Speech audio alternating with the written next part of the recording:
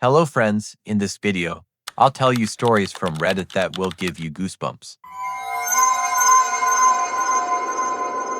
At midnight, a stranger started hunting our car. Not me, but my mother. This was years back before I was born and it was just my bro and sis with my mom. Anyways, we attended a local church in our area and my parents and a few others were building a playground for the kids as my dad was an architect and a few other dads were contractors. Both my parents were up there helping build with both my siblings there as well.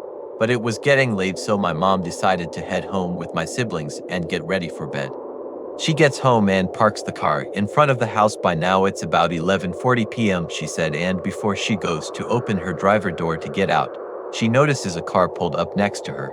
The car was so close, she wouldn't have been able to open her door all the way. She tries to look at the guy and maybe ask what's going on, but all the windows are completely tinted and pitch black, but she did see his silhouette, and he was staring right at her.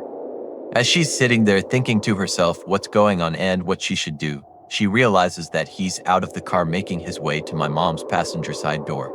Thankfully to quick thinking, my mom locks the doors and peels out, barely missing the car parked in front of her. As she's driving away, he tried to box her in on the street. She makes it to the main road, but soon realizes that he is too, not far behind her with his headlights blaring in her rearview mirror. So she starts going pedal to the metal trying to shake this guy. Like being in the left turn lane but turning right at the last second, making U-turns on a dime, etc., all at 50 to 60 miles per hour too, but he's staying on her tail. So by this point she obviously knows this guy is after her, so she starts trying to do everything illegal that she possibly can to get as much attention drawn to her, hopefully catching a cop's eye as the streets are empty at this time of night in our small town. She said after about 10 minutes of him chasing her, the headlights all but turn off and she can't see anything. Few seconds later, red and blue lights flood the car and sirens fill the air. So she pulls over, cracks her window just enough to whisper through, and has her feet on both the brake and gas ready to go if she needs. Because at this point she didn't know if this guy was going to use a fake cop rouse for anything. The cop walks up, asks why she was going so fast, to which my mom didn't answer and immediately asks him to call into dispatch. Tell them he's pulling her over and to show her his gun and badge to know he was a real cop. Where she was driving off, this cop was undercover to might I add, so he just looks like an average guy. She's panicking and has fear in her voice, and I think the cop realized that at this point. So he calls dispatch to tell them he's pulled someone over, to which they reply, shows her his gun, vest, badge and anything else he can do to calm her down at this point. She believes him and finally tells him why she was speeding, to which he says, was the car all black with very tinted windows? She says yes, and he replies, that's the exact car that I'm looking for out here tonight. There's been multiple reports of a car to that description stalking, kidnapping young children and women in the nearby areas. After that, they finish talking. He sends her home with an escort and a police unit worked outside all night. After that, my mom never heard or saw anything of the guy ever again. This was before I was born, so I have no clue if there was any official article or anything about this guy, unfortunately. But fortunately, my mom and siblings got away that night and nothing bad ever came off it.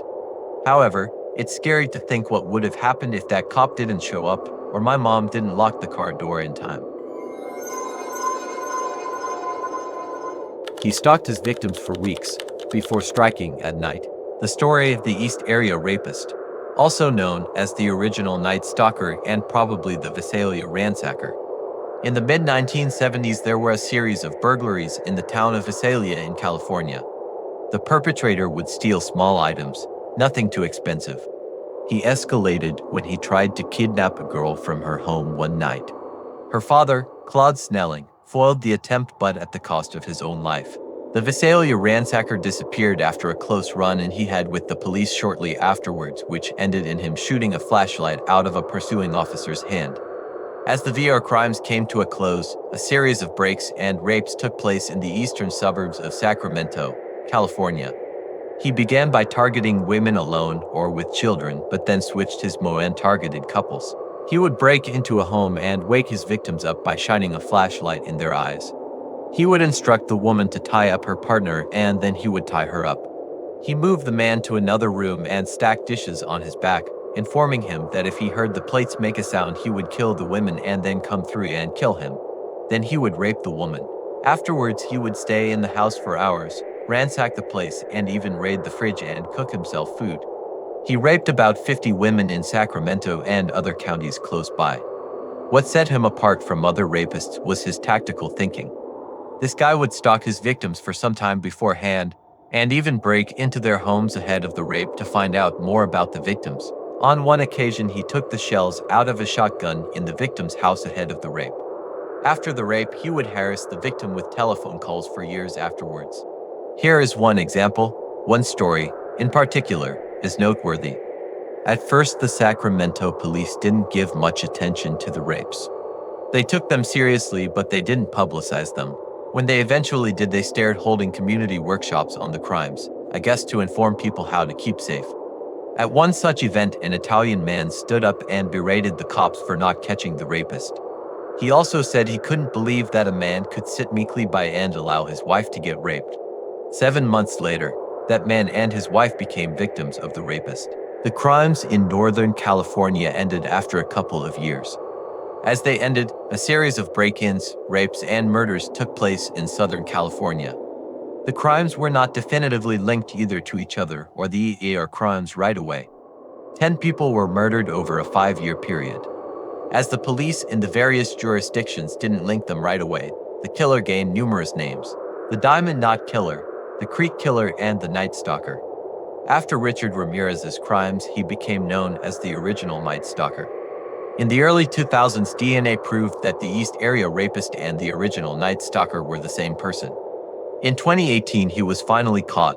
His name is JJ Dingello.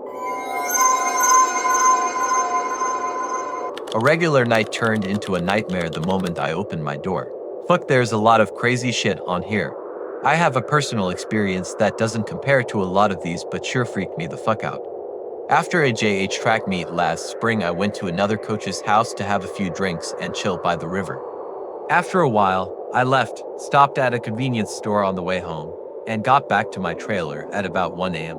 When I opened the door, I immediately cut on the lights and someone jumped up on the other side of my couch directly in front of me.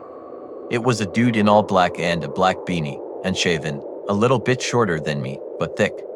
I threw the monster can that I was holding at him and slowly backed out the door. He began apologizing and telling me how he was homeless and that he was sorry. He said I left the front door open and he had just come in out of the rain to sleep for a while. I just kept watching his hands while I walked back in, went to the fridge and gave him a bottle of water and told him to get the fuck out. Immediately, I called my friend that I had been drinking with and told him everything that happened, and then I noticed muddy footprints under the window. That bastard had broken in through a window after all. So I went outside to see if I could catch where he went, and out walks my neighbor from 2 trailers down. This is where the story gets fucking crazy. My neighbor says he called the cops already because he heard someone screaming for help, and helps me look around the trailer. We find a big ass knife by the window that was broken into. Then my neighbor looks in his pocket and says, "Oh shit, this must have fell out of my pocket," and yup, he had a hole in his pocket.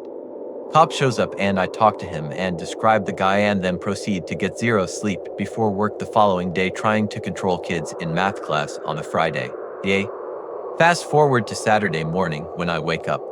I have this thought. Out of nowhere, I realize my neighbor had looked like the homeless guy that had broken into the house.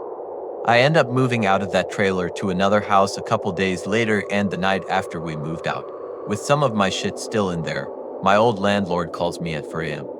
He says, "The trailer is on fire." Story already long, so rest of the long story short. My neighbor had been the homeless dude. He had just run home and changed real quick and come back out to talk to me. It was fucking dark outside, okay, and I had just had a very traumatic experience. He had broken in to burn that shit down, not to sleep. Apparently he had used to have been on the police force in my town but got let go for mental issues. I did a photo lineup and shit, and the detective fucked some shit up and the dude ended up just leaving town. After the fire, the cops found a bunch of cigarette butts on the ground by the window that had been broken into, and I don't smoke. My neighbor had been watching me sleep on my couch at night when he wasn't breaking in trying to burn that shit down, I guess.